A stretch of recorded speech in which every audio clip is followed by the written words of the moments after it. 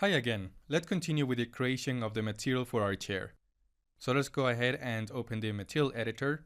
And now I know we've been developing this for a while, but I just want to go all the way for you to understand how we can keep improving this material by adding more components to our slate material editor here.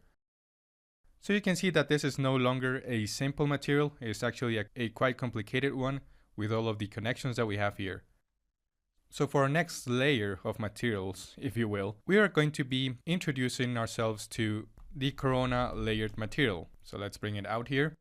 Now the corona layered material, you can take it as a composite component, but this time it would only work with actually finished materials. So if we go ahead and look at this, first, we will have the layers and then the masks, just like in the composite. But again, it would only work when trying to mix two different corona physical materials. You cannot bring in textures to this, so we actually need to create materials before adding them into this component.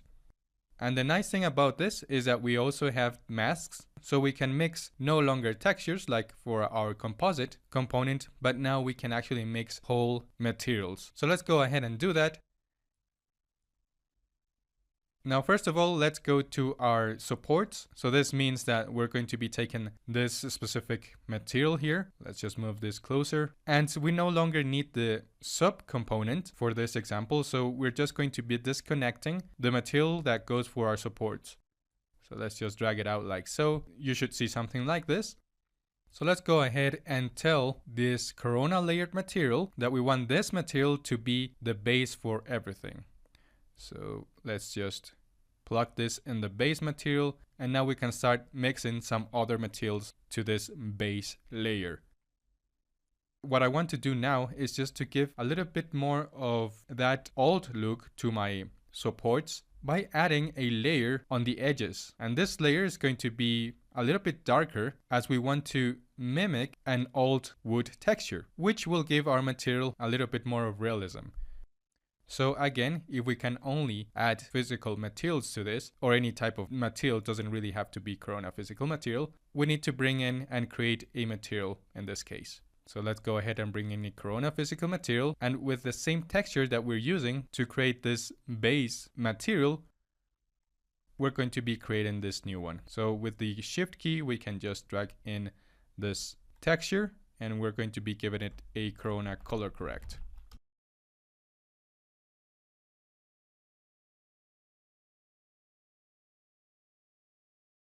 And now I'm just going to plug this in here, and I'm actually going to reduce its gamma because I want this to be darker. Before doing this, let's actually see an example of what we're going to do. Okay, so this is actually a very old chair that we have in here, and you can see how the edges have been scraped off, and this is what we're going to be achieving on our model. And it's actually the paint that's been scraped off, and therefore it's going to look darker. So let's go back to our model. So obviously for this, we need to reduce the gamma for our new texture here. That's going to be into our supports. So let's go ahead and add a 0.6. Let's start off from there.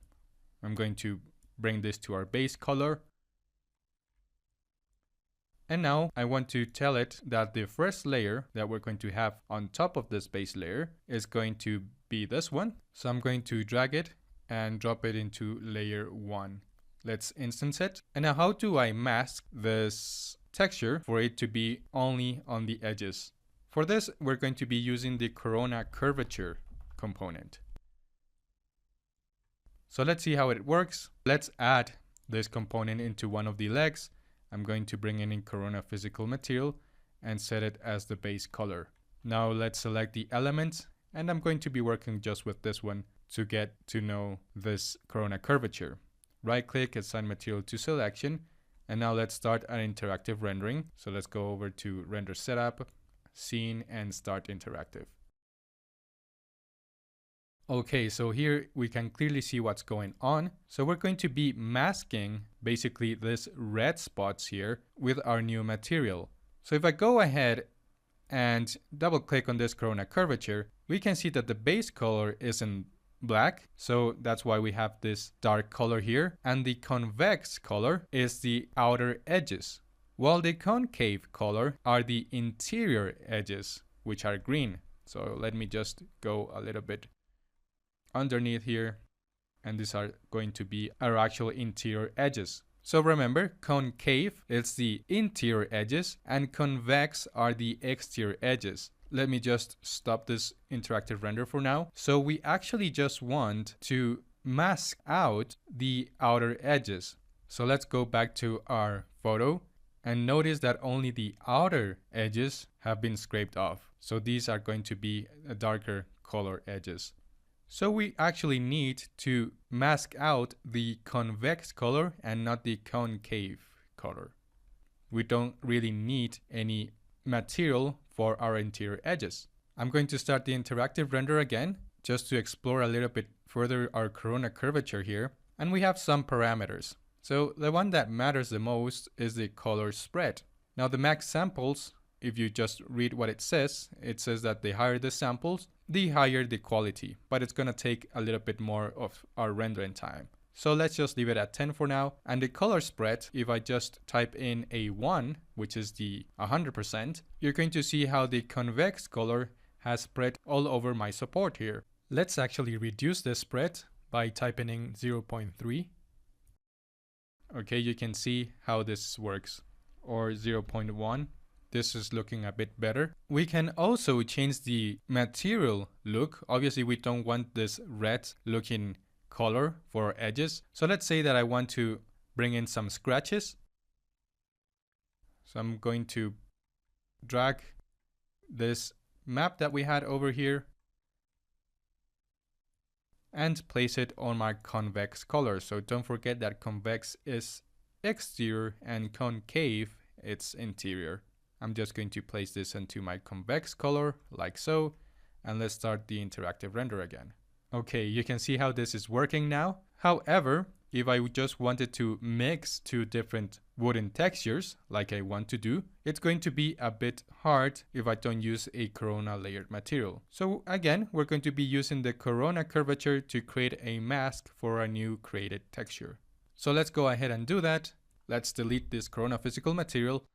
And one thing to keep in mind is that we can't actually have a preview of the corona layer material when we are inside our default shading. So let's just close this. And now because I want to replace this whole texture, because we're going to be adding an extra layer of materials in here, we're not going to be able to preview this corona layer material. That's how it works, unfortunately. So we have to always keep the interactive rendering going.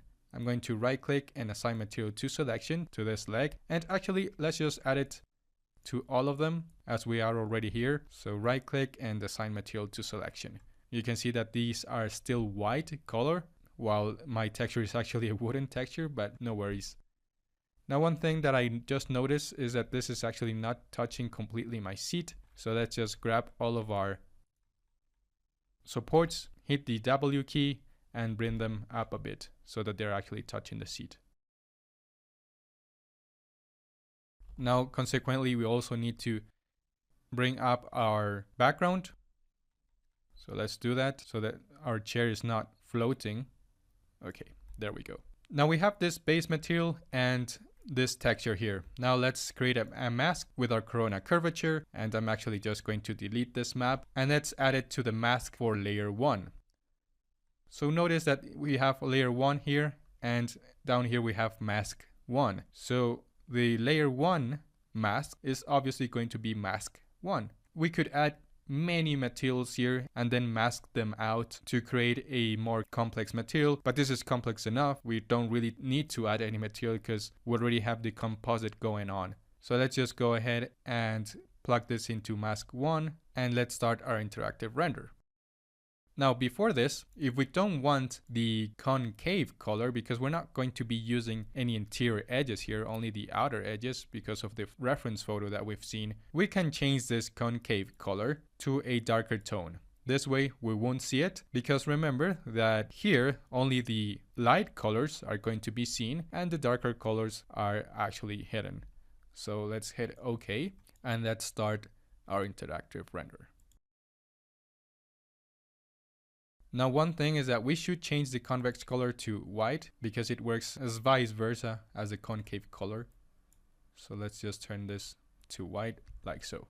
Okay, so this is looking nice. If we just zoom in, we can see that we've added this darker color to our edges, which gives a little bit of extra realism to it. Now we can say that the color spread can be a little bit more pronounced if we wanted to. So let's go for 0.5. That's way too much. 0.2 maybe. And now if I wanted to add an extra layer of complexity, we could actually keep using our masks with our corona curvature. So first of all, with the corona curvature, we are masking this darker wooden texture. And now I want to actually mask our corona curvature to change this geometry of our exterior edge to a more natural look. Maybe some scratches or some dirt. So you guessed it, we're going to be using our dirt and our scratches map. So let's go ahead and bring them in. And I'm just going to copy the ones that we already have over here. These two, okay, with our shift key, don't forget that. And now first of all, let's try it with the top one here. So I'm just going to double check this. Okay, this is actually our inverted dirt map and no scratches, I mean. And this is also, no, this is actually our dirt map. Okay, so we're doing good, just checking that. And let's add this to the convex color. Now I'm going to be masking this exterior edge. So we're creating a mask of our mask. It sounds interesting, doesn't it? Now let's start our interactive render. And now you can see how this is acting. Okay, I want a little bit more scratches here, not just in this part. So I'm going to try the dirt map for this. Let's go ahead and put in the dirt map for our convex color. Alright, this looks a bit more natural, and let's actually darken our texture a little bit more. Just to see how this goes, we can try 0.4. It looks very good. It adds some extra realism to our supports here. So we can even add a bit more of the convex color. So let's go ahead and add some more color spread. Let's see what happens with 0.5. Now that's too much. 0.4 will do it. Yes, this is looking pretty good. 0.35. Let's go over to our texture, and within our corona color correct, we can just reduce it to 0.3. There we go. Now we can also add a bit more of that same detail to our horizontal supports here. So let's just stop our interactive rendering and let's create another layered material, but now for our horizontal supports, which are the ones here at the bottom. Remember that the ones at the midpoint are our seats and our back here. So let's just bring in this corona layered material and copy it like so. And actually I do want all of my curvature maps. So all of this set, shift, and let's drag it all the way down here. Let's also organize this a little bit by bringing this guys over here. And now obviously I want to replace my base material with the material of my horizontal supports, which is this one. So let's connect them like so. And I'm actually just worried about that this is way too shiny. And that's because of our roughness. Let's go into our corona color correct, which is linked to our base roughness here. And let's go for a 4 in gamma so that we avoid seeing these really sharp reflections there. Okay, and now the next step is to add this corona layered material to our horizontal supports. So I'm just going to close all of this. And with our 5 key, we can select these 2 elements here. We can also select the elements at the top, but I don't think I want that. I'm just going to use both of these. So right click and assign material to selection. Okay, let's go ahead and try out the same procedure. So let's go into our scene and start interactive again. All right, this is looking great. Okay, let's just zoom out for a bit, and they are a bit too pronounced. So let's go into our corona curvature and reduce the color spread to 0.2. Yes, I think this is enough.